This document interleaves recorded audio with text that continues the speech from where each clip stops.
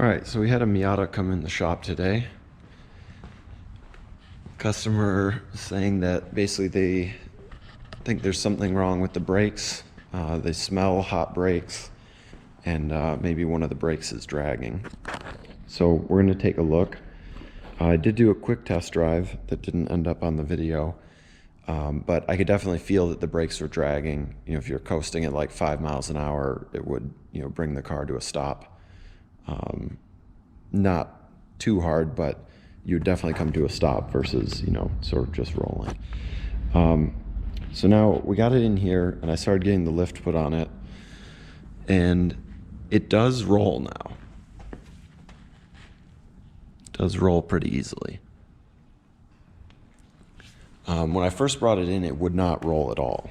So that's already a pretty big clue that clearly it's got some kind of drag that's sort of coming and going.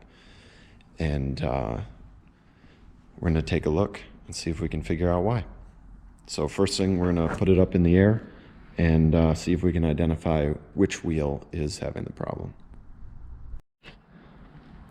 All right, we got the car up in the air. So the first thing we're going to do, just make sure the wheels spin freely.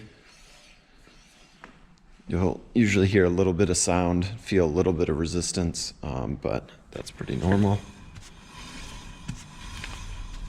The rears will take a little more to spin because it is spinning some of the drivetrain and the other side, but spins freely.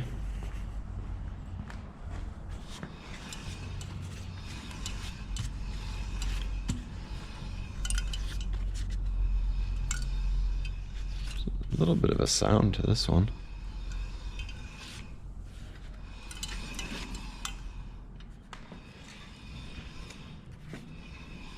But only in the forward direction. It seems to be gone now. Could have just been, looks like maybe this is a car that sees dirt roads. So it may just been a little bit of dirt or something stuck in it. But that pad is down to the backing plate. That's metal to metal. Let's see, this other rear is almost down to nothing. So far it doesn't seem like the rears are dragging. But it does seem like it could use rear brake pads. Yeah, that clicking sound kind of went away. All right, then we got this one. Yeah, that's gonna be a problem right there. Basically taking all the force that I've got with one hand to be able to turn that. So I think the customer did mention that it was the passenger side, so it makes sense. Brake pad's still pretty much intact in there. It's a little hard to get the light and the camera in there, but brake pad looks pretty much okay. So something is dragging a little bit on that side. And you could see we were able to roll the car around. Once you've got the whole mass of the car behind it, it wasn't that bad. It was definitely worse when we were driving it. So yeah, we will try a couple quick tests here to see if we can figure out what's going on, because in these situations, oftentimes what's going on is either the actual piston in the caliper itself is seized up. That can be one cause for this, or it could actually be the brake line. Sometimes they can actually degrade and sort of collapse inside, which would then basically trap pressure inside the caliper. It sort of works as like almost like a relief valve, and it would trap pressure, which would kind of explain why it was worse when we were driving it, but then after we let it sit for a little while, it improved. So what we're gonna try to do, I'm gonna try to press the brake pedal a couple times and see if that makes things worse. All right, so we gave the brake pedal a press. This side isn't bothered by that, as it should be.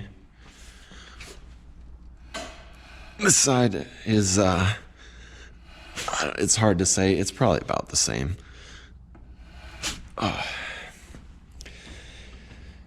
So one of the tests we can do to see if it is a brake line is we're going to crack the bleeder on the brake caliper, and that would potentially relieve the pressure that's on the piston.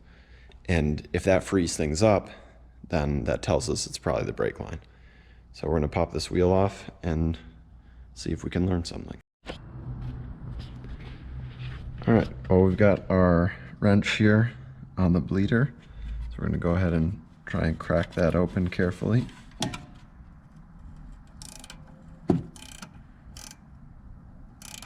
Oh, we got a little bit of pressure flowing. Didn't seem like it was holding a lot of pressure, but we got a little bit of fluid out. Go ahead and close that and see if we've got any difference. It's a little hard without a wheel on here. See if I can get a little more torque on it.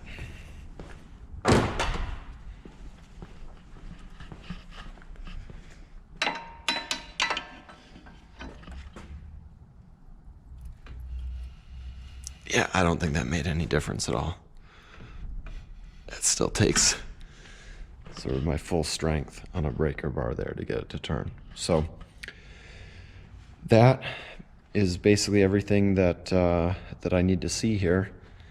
And I believe what's going on is basically the caliper internally there is seized up. So we're gonna have to replace it. But that is the test. That's what I wanted to show today, is basically the test for checking for a seized caliper and checking to see if it is the brake line. Because occasionally, it's rare, but it can be the brake line, and then you replace the caliper and you end up in exactly the same spot where the brand new caliper is not releasing properly. So there you have it. Thanks for watching.